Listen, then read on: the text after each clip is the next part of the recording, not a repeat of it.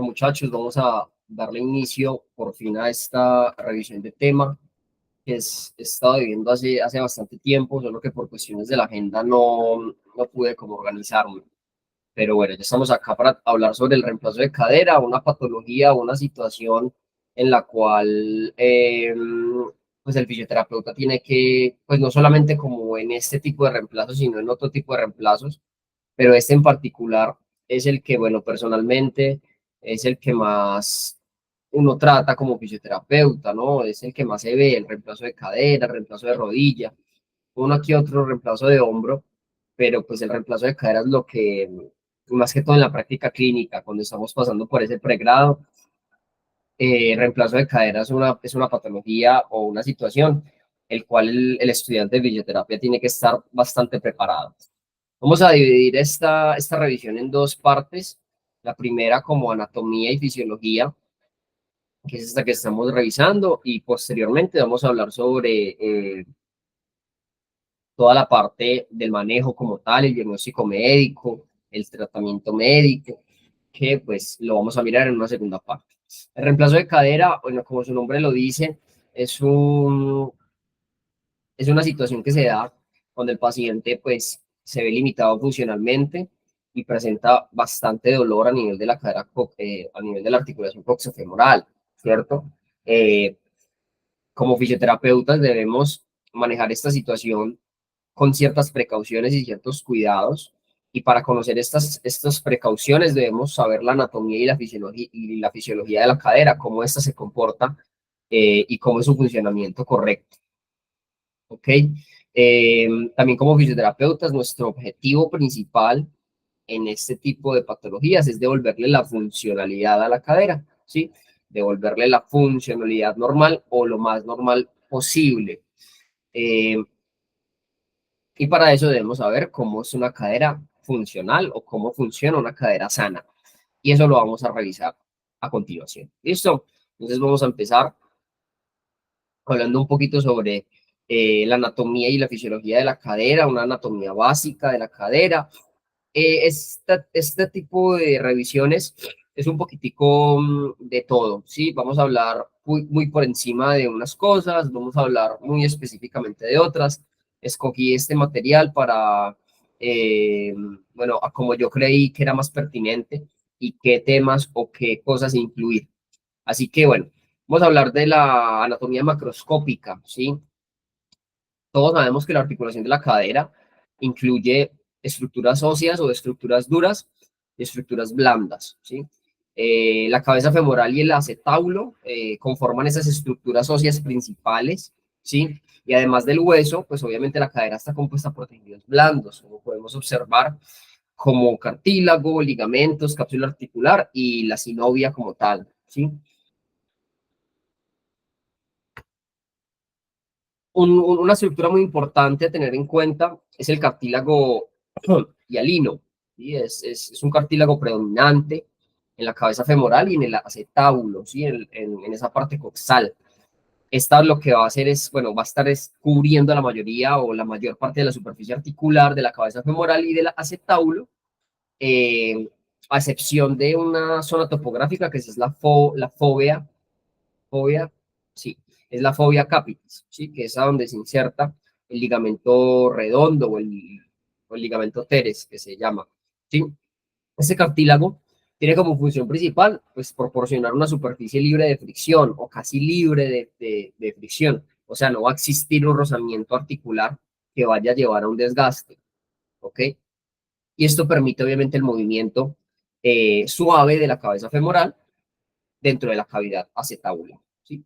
Y obviamente eso también ayuda a distribuir la carga mecánica, ¿sí?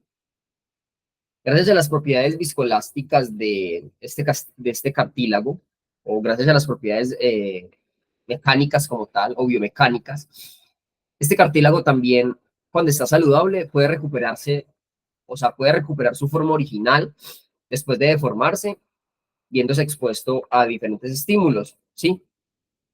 Cuando hay una patología en la articulación, como por ejemplo una osteoartritis, el coeficiente de fricción, ese que es casi cero cuando el cartílago está sano, pues empieza a aumentar. Ese coeficiente aumenta significativamente debido a la degeneración o al degeneramiento de este cartílago, lo que va a llevar obviamente a un desgaste articular, a un dolor, a un proceso inflamatorio, y esto obviamente lleva a el manejo por parte de una...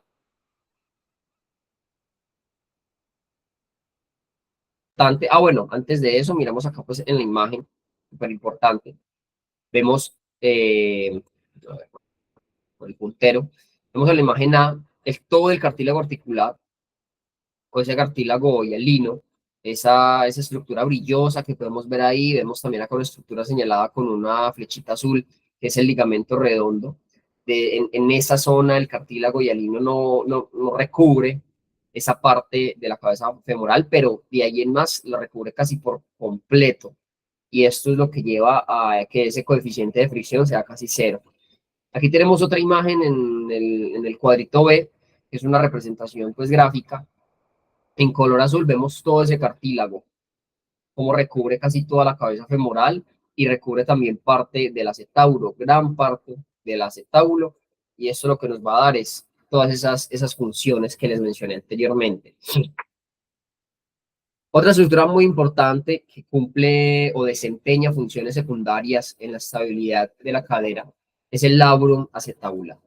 El labrum acetabular es una estructura fibrocartilaginosa en forma de herradura y esta se une al borde del acetábulo. Entonces tenemos el acetábulo como tal y el labrum va a estar justo por el lado de esa estructura. Se compone como en los meniscos, con cuernos anteriores y cuernos posteriores, si de pronto lo quieren relacionar con esa estructura. Y estos dos cuernos van a estar conectados por un ligamento que se llama ligamento transverso acetábulo. ¿Listo? Entonces, como podemos mirar en la imagen, de obviamente una cadera, una articulación coxofemoral luxada. Vemos aquí la cabeza femoral, todo ese cartílago hialino. Vemos que de aquí sale el ligamento redondo y obviamente se inserta a nivel del acetábulo. Vemos aquí toda la fosa acetabular y miramos esta estructura bien definida, fibrocartilaginosa, es el labrum acetabular. Tiene sus cuernos posteriores y su cuerno anterior, conectados por el ligamento que tenemos acá señalados con el señalador, ¿sí? Metálico, que es el ligamento transverso, ¿ok? Pasamos, vamos a hablar un poquito sobre la cápsula articular, esa estructura que le da esa estabilidad también o aporta la estabilidad pasiva de la articulación. Vamos a hablar sobre sus inserciones específicas. La cápsula de la cadera rodea los bordes del acetábulo, ¿ok? Y se une alrededor de la articulación, tanto en la parte anterior como en la parte posterior, justo al lado del labrum acetabular, ¿sí? La cápsula rodea todo ese componente del labrum acetabular. Miramos que aquí en la representación, representación gráfica no, desde una vista artroscópica, vemos la cabeza femoral aquí, ¿sí? Vemos el labrum acetabular aquí señalado con una L, que es un tejido muy definido y fibrocartilaginoso. Y tenemos la cápsula articular. Que la cápsula articular viene desde el cuello femoral y se va a insertar al lado del labrum, ¿sí? O alrededor del labrum acetabular. Esa es una estructura que pues, tiene forma de manga. La cápsula envuelve todo el cuello femoral, ¿sí? Eh, con su punto de unión distal, siguiendo la línea intertrocanteria, accidente óseo súper importante, específicamente línea intertrocanteria anterior. Antes, obviamente, de extenderse hacia arriba para unirse al perósteo de, pues, del hueso como tal, ¿ok? Ahora, posteriormente la cápsula cubre parcialmente el cuello femoral. Ahora, en la representación gráfica que tenemos aquí a la derecha, vemos que desde una vista anterior cubre todo el cuello, pues acá representado por una línea verde, ¿sí? Cubre todo el cuello del fémur y se va a ir obviamente hacia la parte medial, que es recubriendo toda esa parte femoral y llegando hacia el acetábulo y labrum. Por eso le llaman, o por eso tiene una forma de manga. Si nosotros trazamos acá toda la cápsula articular va a tener una forma de manga que cubre desde el cuello hacia la parte coxal. Pero desde una parte posterior, miramos que cubre parcialmente, no lo recubre todo. Por ende, eh, bueno, por ende no, por eso estamos viendo que esa manguita está un poquito incompleta. De la parte anterior recubre todo el cuello femoral y la parte posterior no lo recubre tanto. ¿Listo? Recubre parcialmente. Otra estructura súper importante son los ligamentos. Estos ligamentos también componen esa parte de la estabilidad pasiva de la articulación de la cadera, ¿sí? Los ligamentos se le llaman ligamentos capsulares porque se insertan o salen desde la misma cápsula articular y refuerzan la cápsula articular, ¿sí? Son como unos revestimientos marcados o como unas partes de la cápsula que está un poquitico más, como más, sí, más marcadas, más reforzadas, y estos son los ligamentos capsulares, ¿sí? Pues son obviamente en fibras, son fibras longitudinales. Estos ligamentos obviamente se originan o que se originan en los huesos del acetábulo, trabajan junto con ellos, junto a los huesos, para limitar el movimiento de la cadera, ¿sí? Es importante saber que no solamente la cápsula, sino que también los ligamentos tienen ese componente propioceptivo, ¿sí? Contienen nervios que detectan el movimiento articular. Entonces, es ese componente propioceptivo, ese componente de esa sensación de yo saber en qué posición está la cadera, pues la cápsula articular y los ligamentos, no solamente de la cadera, sino de otras articulaciones, pues tienen ese componente nervioso para controlar o sensar esa propiocepción, ¿sí? Recordemos que todo lo que les estoy mencionando es porque son aspectos importantes a tener en cuenta en los reemplazos de cadera, ¿sí? Si les estoy mencionando que los ligamentos y la cápsula tiene este tipo de sistema del control propioceptivo, pues recordemos que en un reemplazo de cadera, la mayoría de estructuras que sensan esto, pues ya no van a estar, ¿sí? Por eso la propiocepción se va a ver muy alterada y se va a ver muy entrenada, se tiene que entrenar mucho, ¿ok? Los principales ligamentos incluyen el iliofemoral en la parte anterosuperior, el pubofemoral en la parte inferior, y vamos a mirar que es una parte inferior anterior, ahorita en otra diapositiva, y el ligamento isquiofemoral en la parte posterior con la zona orbicular. ¿Ok? Entonces aquí los estamos viendo desde un cadáver. Súper importante mirar aspectos anatómicos en cadáveres, no en representaciones gráficas. Pues al principio es necesario, pero si quieres en realidad aprender y ubicar en realidad las estructuras en el espacio, tienes que ver en cadáveres. Pues no digo que mate a alguien y mire el cadáver, sino que hay libros como el que les voy a mencionar o el que voy a citar o el que utilicé para esta presentación, pues que utiliza modelos en cadáveres para un mejor entendimiento y una representación mucho más espacial. El ligamento iliofemoral es un ligamento que está pues por la parte anterior y superior. Es un ligamento que se compone por asas o bandas superiores e inferiores. Vemos aquí en el cadáver como señalan con una flechita negra la banda superior y con una flechita blanca la banda inferior. Es obviamente responsable por la estabilidad anterior y por la estabilidad anterior pasiva, ¿sí? Ahorita vamos a mirar que es el encargado de limitar esa rotación externa, limitar las traslaciones o las traducciones hacia anterior, ¿sí? Ese ligamento es supremamente importante, ya que la cadera es más propensa a luxarse hacia anterior, ¿ok? Eso debido a la geometría de la cadera. Bueno, de hecho, hacia anterior y hacia inferior, debido pues a la geometría de la cadera como tal. ¿Listo? El pubofemoral es un ligamento que pues, sale desde el pubis, por eso pues sus nombres. Pubofemoral sale desde el pubis y pasa por toda la parte inferior y anterior de la cabeza pues del fémur, ¿sí? Se va a encargar de la estabilidad más que todo inferior, un poquito del anterior, pero se va a encargar más de la parte inferior. Bueno, miramos obviamente aquí el cadáver que sale desde el pubis. Vamos aquí desde con la cabecita de la flecha de color blanco.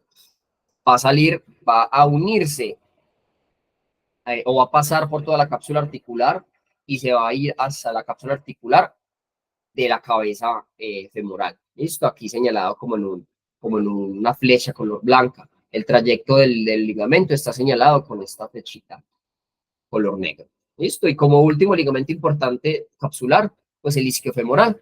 Es un ligamento que va a recubrir bastante porción posterior de toda la cápsula articular, de la parte posterior, evidentemente.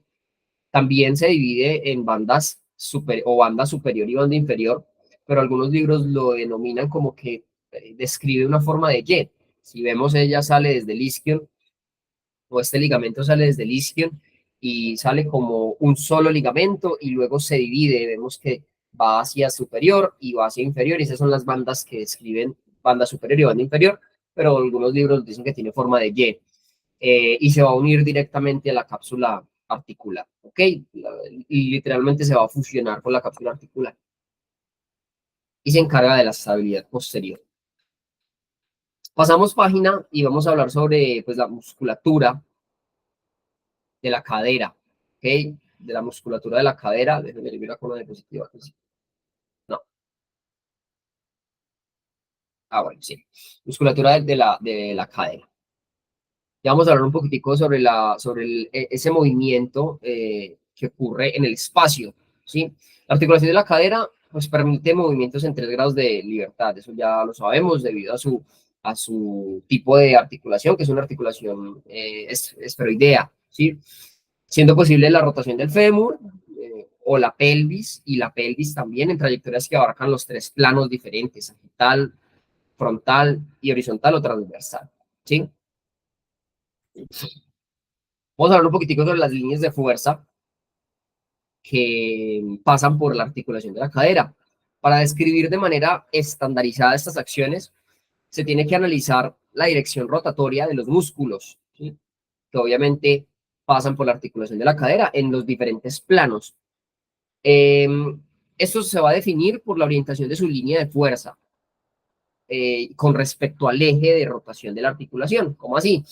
Pues en cada articulación, bueno, en este caso la articulación de la cadera, tenemos 3 planos: el plano sagital, plano transversal horizontal y un plano frontal, ¿sí?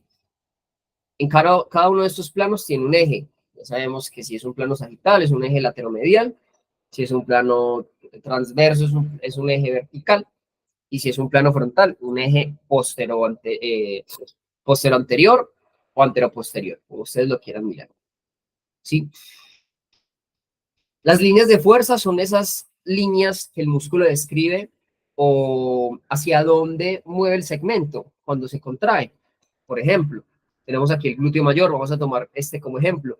Vemos que sale desde su accidente óseo, desde el fémur, y va a dirigirse hacia la parte superior y posterior. Cuando él se contrae, pues genera un movimiento posterior y superior, ¿sí? Esa es la línea de fuerza.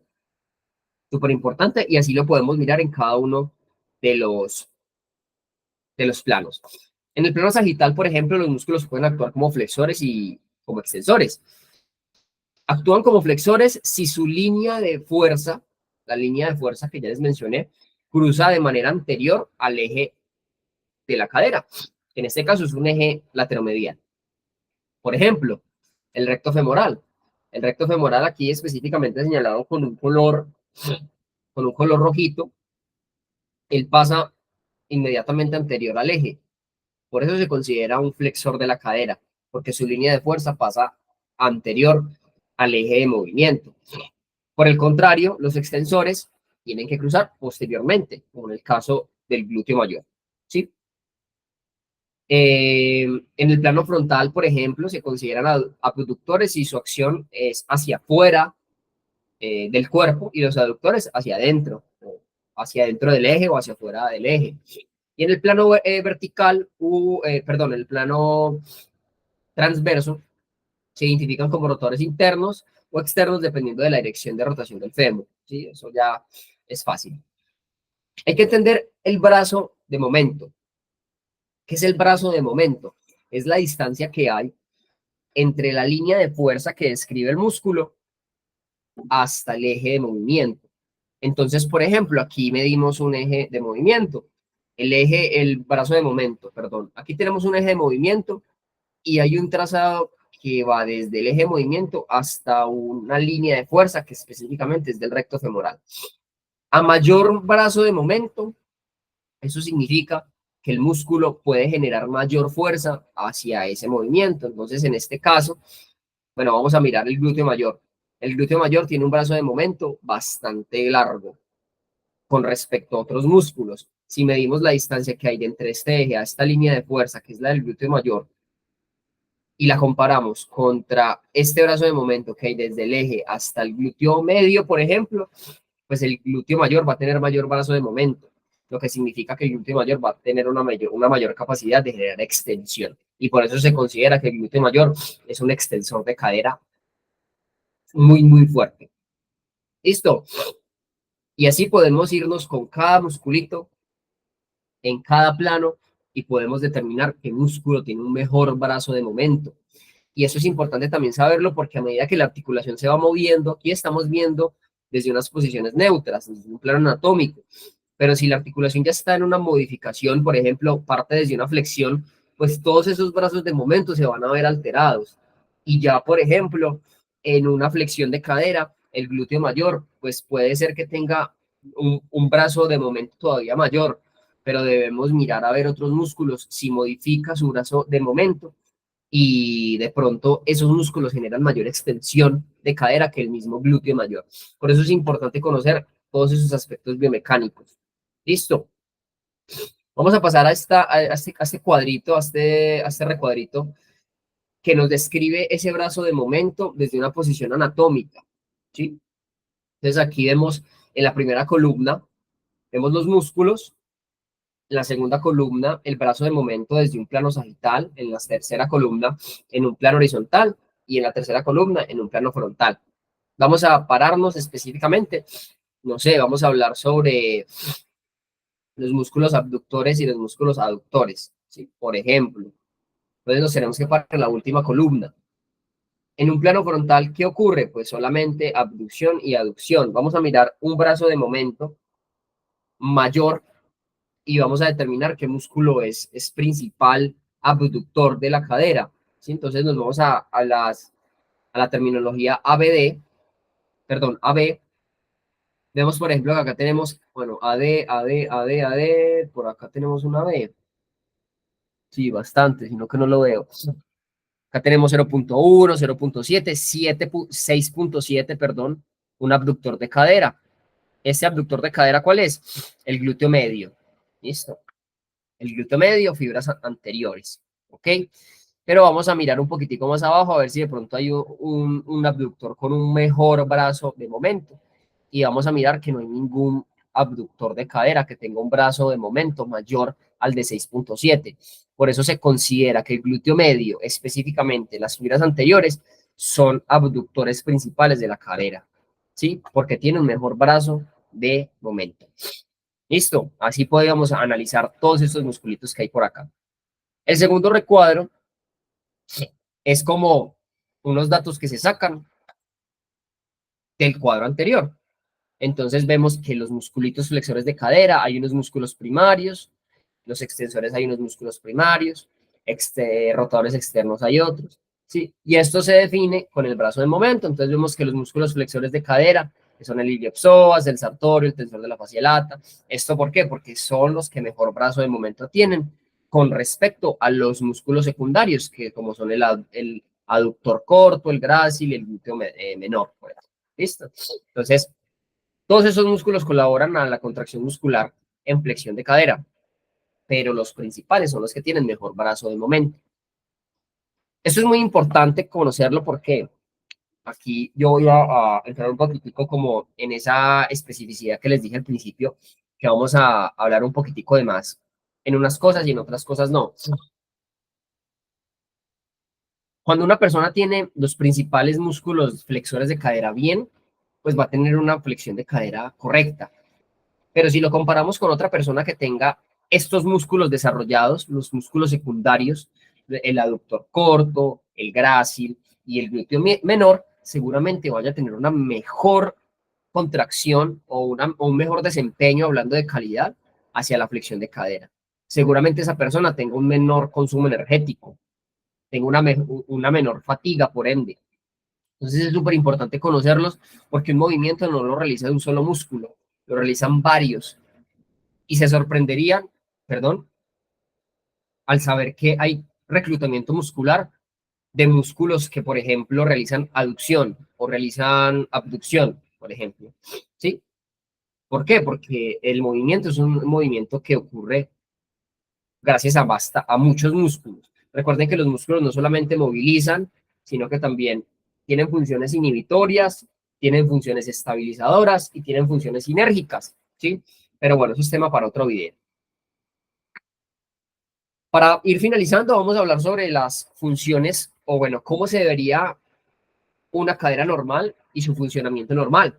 Y unos aspectos importantes en el funcionamiento normal de la cadera. Vamos a hablar de 4. La estabilización ósea, la estabilidad ligamentosa, ¿sí? Y la musculatura profunda.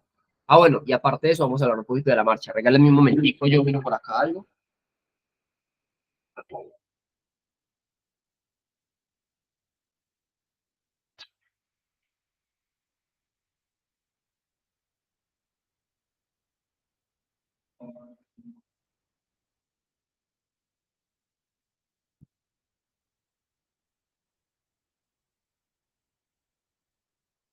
Esto. Se me desconectó el computador y dije, pues puta, me va a descargar. Bueno, vamos a hablar primero sobre la estabilización ósea. Hay 3 aspectos importantes cuando se habla de la estabilización por parte de las estructuras óseas. La primera es el desplazamiento adecuado eh, de la cabeza y cuello del fémur, ¿sí? Un desplazamiento inadecuado entre la cabeza y el cuello del fémur puede causar un impingement femoroacetabular, ¿sí? Que es un impingement, un pinzamiento, ¿sí? Cuando el cuello del fémur choca contra contra el acetábulo. Y esto pues puede generar todo un proceso inflamatorio y de desgaste. ¿Qué es el desplazamiento adecuado cabeza y cuello del fémur? Eso es un poquito, pero a mí me costó, en su momento me costó entenderlo. Si nosotros trazamos una línea media, directamente media, sobre el cuello del fémur y la comparamos con la línea media de la cabeza del fémur, ellas no van a estar igual, ellas van a estar desplazadas un poco, ¿sí? Y eso es un adecuado desplazamiento cabeza-cuello del fémur, ¿sí? Cuando este desplazamiento no está correcto, sino que está muy desplazado o de pronto no está desplazado, esto puede llevar a un impingement acetabular. Los invito a que pronto investiguen un poquitico más para que esto quede un poquitico más claro. Los impingement acetabular pues ocurren de tipo CAM y de tipo pincer, pero eso es otro tema, por eso es importante mencionarlos. ¿Listo? Otro aspecto importante, el segundo aspecto importante es la anteversión del acetábulo o el ángulo de la anteversión acetabular. Este ángulo es normal desde 15 grados a 42 grados y esto va a disminuir con la edad. Pero primero que todo, ¿qué es la anteversión acetabular o el ángulo de la anteversión acetabular? Como podemos mirar en la representación gráfica, vemos que el fémur está rotado externamente y eso es normal. Eso no es por acción excesiva de los rotores externos. Eso ya es una anteversión fisiológica. Tiene que ocurrir. Miramos que el trocánter mayor, pues está un poquitico más hacia posterior que hacia la posición neutra. Y esa es una anteversión normal, es una anteversión fisiológica. Ese ángulo tiene que estar entre 15 y 42 grados y obviamente dependiendo de la edad de la persona. A medida que uno va envejeciendo o va pasando pues la edad, ese ángulo va disminuyendo. Cuando uno es muy chiquito, cuando tenemos un paciente bebé o pediátrico, el ángulo suele ser mucho mayor. Y pacientes bastante grandecitos, adultos mayores, el ángulo tiende a disminuir, pero lo normal es por lo menos que llegue a 15 grados, ¿sí? Cuando ese, cuando las, cuando esta anteversión está disminuida, también puede generar, digamos, como una predicción a que esa articulación no esté estable, ¿sí? O puede predecir una inestabilidad articular. ¿Listo? Esto pues se puede predecir con algo que se llama el índice de McKibben, si no estoy mal, que utiliza una suma de dos ángulos, no es solamente el ángulo del acetábulo, sino que también no es solamente el ángulo de la anteversión acetabular, sino que es este ángulo que vemos aquí. No es solamente este que está en rojito, sino este también que está acá. Se realiza la suma de esos dos ángulos y eso pues puede predecir estabilidades a nivel de la articulación. Y como tercer aspecto importante es qué tanto me cubre el acetábulo, la cabeza femoral, ¿sí? Con algo que se llama el ángulo centro-borde. ¿Cómo se saca este ángulo? Se realiza una línea recta desde el centro de la cabeza del fémur hacia arriba, ¿sí? Recta, hacia arriba que describa un ángulo de 90 grados. E inmediatamente se realiza otra línea recta desde el mismo punto medio hacia el borde del acetábulo, ¿sí? Como vemos en la imagen. Este ángulo tiene que ser por lo menos de 30 grados, ¿sí? O máximo de 30 grados. Cuando los grados son mayores, pues se puede predecir o se diagnostica una displasia de cadera o puede haber una predicción a una osteoartritis de caderita, ¿sí? Entonces ese ángulo centro-borde es que tanto me recubre el acetábulo, la cabeza del fémur. Entonces, si ese ángulo es menor, pues se supone que el acetábulo me está cubriendo de buena manera esa cabeza. Pero si el ángulo es mayor, pues la cabeza va a estar más descubierta y eso me puede llevar a una luxación y lo que se diagnostica como displasia de cadera debido pues a este recubrimiento inadecuado. Otro aspecto que tiene que ocurrir es la estabilidad ligamentosa, ¿sí? La cápsula de la cadera está compuesta pues por esa serie de ligamentos dividido en varios componentes, tanto funcionales como anatómicos, ¿sí? Hay 5 ligamentos principales, que yo les mencioné solamente 3, pero le voy a mencionar los 2 restantes. No se los voy a explicar, pero se los voy a mencionar. El iliofemoral, pubofemoral, isquiofemoral, y aparte de esos 3 tenemos el ligamento teres, que es el ligamento redondo, que es ese ligamento que sale en forma como de, no sé, sale desde la cabeza femoral y se inserta en el acetábulo, y el ligamento auricular, ¿sí? Son ligamentos importantes que hay que tener en cuenta, pero yo no los quise meter acá, ¿sí? Ahora, la influencia mecánica, este computador está descargando, está descargando.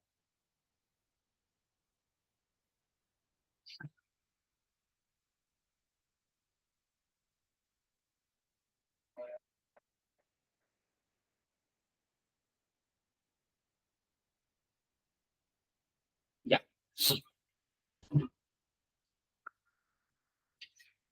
perfecto.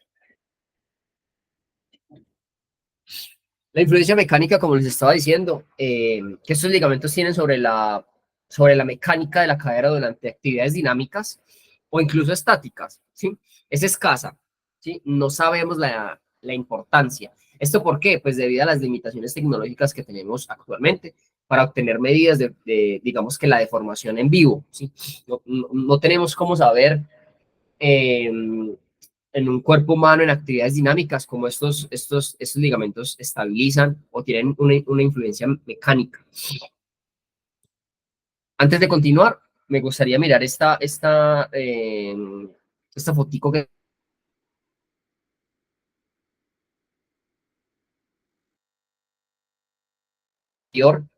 tenemos el ligamento iliofemoral en azul y el pubofemoral. Por eso les mencionaba que el ligamento pubofemoral no solamente limita esa, esa estabilidad o no aporta la estabilidad pasiva no solamente de manera inferior, sino que también anterior, porque su disposición también está anterior, a excepción del isquiofemoral, que literalmente recubre toda la parte posterior debido a esa forma de Y, esa forma que sale desde acá y se fusiona con la cápsula articular, pues ella sí aporta en todo el nivel posterior de la articulación de la cadera, ¿ok? Entonces, como les mencionaba, pues no hay forma para saber qué influencia mecánica tienen estos ligamentos. Sin embargo, sabemos que a medida que la tecnología avanza, se está obteniendo más información sobre pues, los roles sinérgicos que desempeñan estos ligamentos al limitar las rotaciones, ¿sí? Y las traducciones o las traslaciones en conjunto con otras estructuras de la cadera, ¿sí? Esto se investigó, pues, gracias a un estudio en cadáveres por Myers, no me acuerdo muy bien como del nombre específico, que mostró que el ligamento iliofemoral tiene un papel supremamente importante en la limitación de la rotación externa de la cadera, como en la traducción anterior o en la traslación anterior, ¿ok? Del fémur. Mientras que el laurum no acetabular proporciona un papel estabilizador secundario. O sea que el laurum no me estabiliza tanto como el ligamento. Por eso en los reemplazos de cadera la articulación queda tan inestable, porque todos esos ligamentos que son tan importantes para la estabilidad pasiva, pues ya no están, se ven bastante comprometidos. Entonces es súper importante.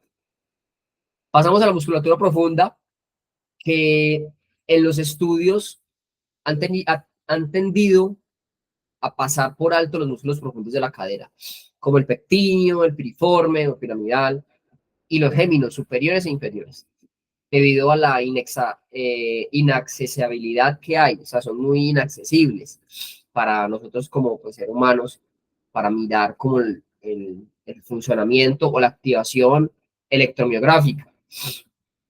Aunque a menudo se les denomina músculos del manguito rotador de la cadera, ¿sí? ¿Por qué? Pues porque son unos músculos que al estar sanos, pues van a generar una compresión o van a generar una estabilidad activa a nivel de la articulación de la cadera, como lo hacen los músculos del manguito rotador en el hombro, y se ha demostrado que su papel ocurre en un ajuste fino, van a hacer un ajuste fino en los movimientos de la cadera, ¿sí? Pues, a ver, en los movimientos de la cadera, en modelos caninos. O sea, se ha investigado que en perros estos músculos generan ese ajuste fino, por eso que es que en los humanos se piensa que es lo mismo. En los humanos, la articulación de la cadera se considera una articulación mucho más estable gracias a la geometría ósea. Sabemos que la articulación de la cadera, la articulación más similar a ella es la del hombro, pero sabemos que el hombro es mucho más móvil, pero obviamente es más inestable o no tiene tanta estabilidad. Por el contrario, la cadera es una articulación que si bien permite los movimientos en los 3 grados de libertad, es una articulación que es mucho más limitada, pero eso lo sacrifica para tener mucha más estabilidad. ¿Esto lleva a qué? A que algunos piensen que los pequeños músculos profundos tienen un impacto menor en la estabilidad de la cadera, ¿sí? Debido pues a la pequeña área de sección transversal fisiológica que tienen y a los brazos de momento que son bastante cortos. Pero pues no hay que pensar así. En realidad yo considero que los músculos profundos de la cadera se tienen que considerar unos músculos muy importantes en la estabilidad de la cadera, no el movimiento, si bien son importantes para movilizar, pero son mucho más importantes para la estabilidad y por eso hay que entrenarlos de igual manera, ¿sí? Sin embargo, siempre tiene que haber un sin embargo. La función clínica del pectíneo, ¿sí? Sabemos que el pectíneo es un músculo aductor, tiene una importancia clínica, ¿sí? E incluso tiene una mayor importancia clínica debido a su pequeño tamaño, ¿sí? Entonces el pectíneo es un músculo bastante pequeñito. Durante la marcha, el pectíneo está pues bastante activo, o sea, o moderadamente activo, limitando la abducción del fémur y contribuyendo a la rotación medial. Cuando nosotros realizamos una flexión de cadera, la cantidad de músculos que se activan tienden a que el fémur vaya hacia abducción, ¿sí? Si nos ponemos a revisar todo el cuadro que les mencioné anteriormente, que comparaba los brazos de momento y todo eso, pues seguramente haya muchos músculos que contribuyan a la flexión de cadera, pero que también realicen abducción. El pectíneo tiene que estar bien, porque si no está bien, pues me va a generar una abducción excesiva de cadera. Este pectíneo lo que hace es llevándome el fémur o estabilizándolo hacia la aducción y también va a contribuir a la rotación medial. Importante saber que no hay un músculo principal para la rotación interna. No existe un músculo que se considere como principal. Esto debido a los brazos de momento tan cortos que hay a nivel de rotación interna de la cadera, ¿sí? Por otra parte, la activación del piriforme o piramidal durante ejercicios funcionales, como por ejemplo la sentadilla, pues se dice que también es baja, pero tiene una contribución o contribuye a la fuerza relevante en el contexto de la estabilidad de la cadera.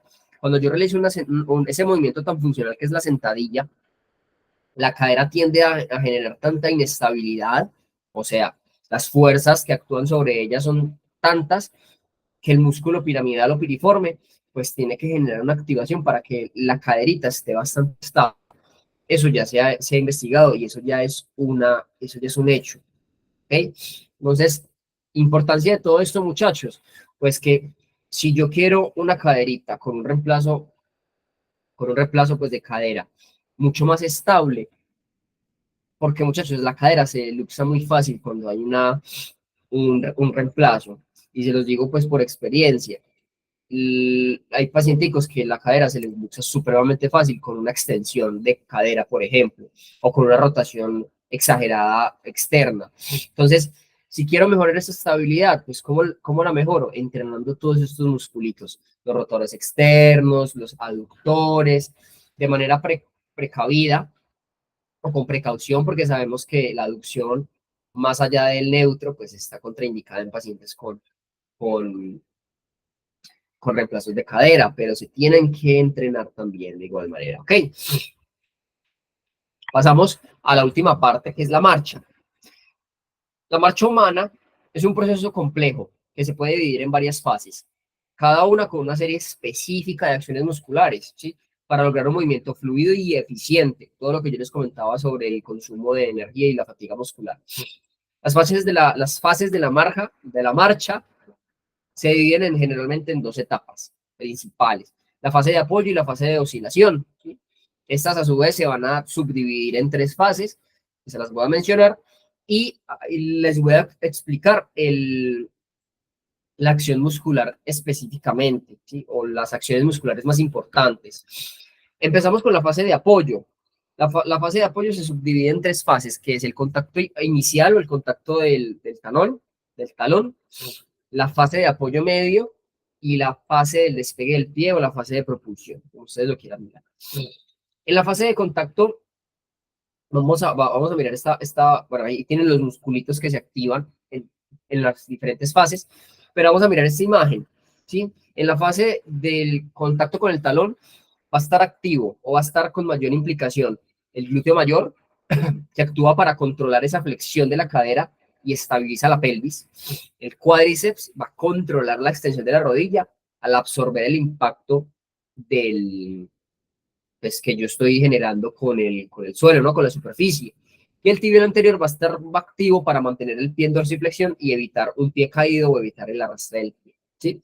En la fase de apoyo medio, los músculos que van a ser con mayor implicación es el glúteo medio y mínimo para generar una estabilización dinámica pélvica y evitar la caída contralateral. ¿Por qué? Porque recordemos que cuando yo estoy en esa fase de apoyo medio, ipsilateral, de manera contralateral, voy a estar en una fase de oscilación y esa pelvis va a estar pues elevada, no va a tener un soporte en la superficie del suelo o en la superficie que yo esté contactando, por ende va a tender a caer. Y el glúteo medio, súper importante, estabilizador de la pelvis. El tríceps sural, lo que es el gastrocnemio y el sóleo, y esos musculitos van a trabajar para controlar la flexión plantar y mantienen el arco del pie. Cuando estos músculos están un poquito débiles, tiende a haber un pie sin puente o sin arco plantar. Y por último, los flexores del tobillo, pues en general mantienen la estabilidad del pie sobre el suelo, o sea, no me permiten unos movimientos de inestabilidad. La última fase de esta fase de apoyo es la fase de despegue del pie y van a haber unas implicaciones musculares muy importantes. El tríceps sural actúa como el principal propulsor mediante la flexión plantar y el glúteo mayor va a facilitar la extensión de cadera para iniciar el impulso hacia adelante. Necesitamos una extensión de cadera para poder dar el paso. Y los flexores de los dedos de los pies, cuando se contraen fuertemente, cuando están bien, pues van a contribuir al empuje al final desde el mismo piso, ¿no? Entonces ahí miramos esa imagen muy importante y espero que mientras yo vaya ir explicando toda esta cuestión, pues ustedes hayan ido como imaginándose qué sucede en cada fase.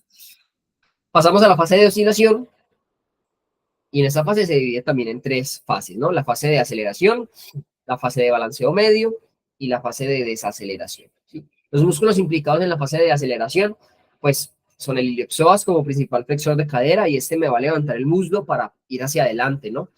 El recto femoral me va a ayudar a esa misma flexión de cadera y el tibial anterior tiene que estar totalmente activo en todo momento para pues evitar el arrastre del pie. En la segunda fase, que es la fase de balanceo medio, que es esa fase donde yo estoy pasando por mi línea media, va a haber una implicación del iliopsoas y del recto femoral que continúan esa flexión de la cadera para avanzar el muslo y el tibial anterior tiene que seguir activo. ¿Listo? Para el mismo funcionamiento, para la dorsiflexión. Y en la fase de desaceleración, la implicación mayor va a estar en el glúteo mayor y en los isquiosurales, que actúan como desaceleradores de esa flexión de cadera, como antagonistas. Y el cuádriceps va a estabilizar la rodilla para el próximo contacto con el suelo, para darle inicio a la fase de apoyo. Ah, bueno, no les coloqué acá la imagen, pero espero que se las hayan imaginado. Y como siempre, el tibial anterior tiene que estar activo para que el pie no se me caiga. Vemos una importancia clínica muy importante en la activación del tibial anterior. El tibial anterior casi no se entrena en procesos de marcha.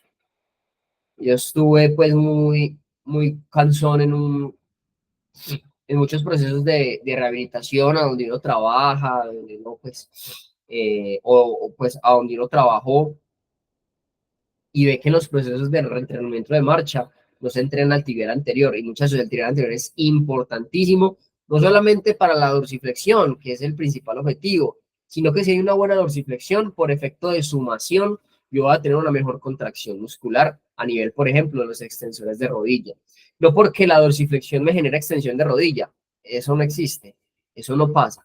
Pero por principio de sumación, cuando yo contraigo un músculo de manera efectiva, ese músculo me va a contribuir a que otra contracción muscular adyacente sea de mejor calidad. Se podría llamar principio de sumación, se podría llamar principio de irradiación, también se puede llamar si hablamos de un aspecto neurológico. Entonces es importante trabajar la dorsiflexión del pie. Espero que esto les haya quedado bastante claro porque la marcha es un aspecto fundamental en una rehabilitación por parte del fisioterapeuta. Y para finalizar ahora sí, vamos a terminar con las patologías que me llevan a un reemplazo de cadera o que me llevan a ese dolor o a ese desgaste o a esa limitación funcional para un reemplazo de cadera. Pero voy a tomar agua.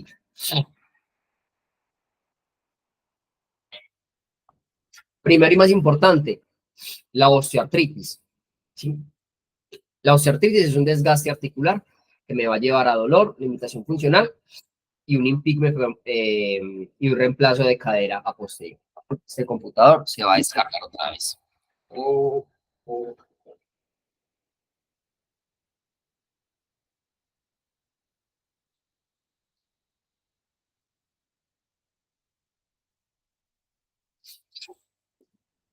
Listo, ya ahora sí para terminar.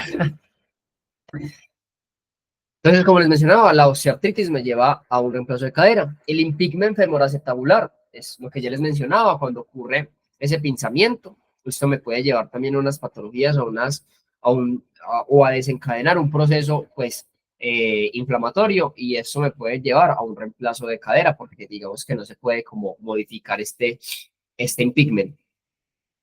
La condromatosis sinovial es cuando hay una formación de quistes o formaciones fibrosos en la articulación del líquido sinovial. Ese se comporta de manera fibrosa y imagínate tener como unas piedritas en la articulación, pues eso genera dolor. Y esto es por todo un componente en el líquido sinovial y en la producción de este, entonces hay que reemplazar la caderita.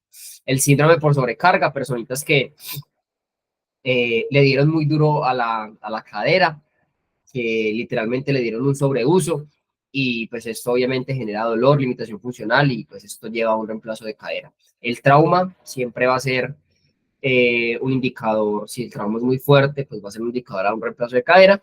Y por último, a una osteonecrosis, que de hecho fue mi último caso particular, o una necrosis avascular, que es cuando no hay un espacio correcto en la articulación y esto me genera una presión tan alta que no me genera una correcta irrigación del flujo sanguíneo y el tejido se empieza a morir, la cabeza del fémur se empieza a morir y esto pues lleva a, pues en primeras etapas, pues se opta por una descompresión que es mediante una tracción y que vuelvo otra vez a, y bueno, y un proceso quirúrgico para que genere una irrigación espontánea y mire a ver si se puede salvar. Pero si esto no ocurre, pues básicamente toca reemplazar cadera. ¿Listo? Entonces, muchachos, espero que les haya quedado bastante claro. Esta es la primera parte de este video. Espero les haya gustado, espero les haya servido, espero que entiendan por qué se los menciono. Y esto va a tener un poquitico más de relevancia en el segundo video, donde vamos a aplicarlo, ¿no? Vamos a decir ahí por qué es importante yo saber esa estabilidad ligamentosa, por ejemplo, o por qué es importante saber la función del pectíneo, o la función del piramidal o piriforme, o los rotadores externos de cadera en general. Vamos a mirar esto porque es importante. ¿Listo? Entonces espero que hayan tenido un excelente inicio de clases, que les vaya muy bien en sus prácticas clínicas. Espero pues servirles de ayuda. Muchas personas en el anterior video me escribieron a preguntarme ciertas dificultades, me escribieron también a preguntarme sobre algunos libros, algunas guías, y yo se las di sin ningún problema. Entonces, si de pronto ustedes tienen alguna duda sobre este tema o sobre el anterior o sobre cualquiera, pueden comentar no solamente pues en los comentarios de Instagram, sino también aquí en los comentarios de YouTube, o si no, me pueden escribir personalmente a la página pues de Fisiofundamento y poder aclararle todas las dudas. Espero pues que les haya servido y tengan un excelente día. Hasta luego, nos vemos.